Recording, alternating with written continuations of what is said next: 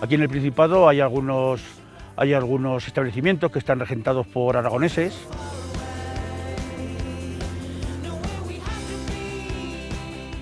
¿Qué tal estamos, chica? ¡Qué alegría! Oye, mira, de veros por aquí. ¿Estamos santos? Muy bien. Yo me acuerdo que lo destinaron aquí, en el cuerpo de la Guardia Civil, y lo vinieron a presentar pues como aragonés que es. Y bueno, sí, desde entonces siempre una excelente relación. Te encuentro la mar de maja, ¿eh? ¡Ay, qué bien! vamos girandillo. ¿Y tú qué tal, Santos? Que hacía tiempo que nos veía, ¿eh? Bastante. Ay, sí. Aquí llevan 55 años, oye. Pues mira, ya lo ves, la Virgen del Pilar y San Pancracio. Las raíces son las raíces.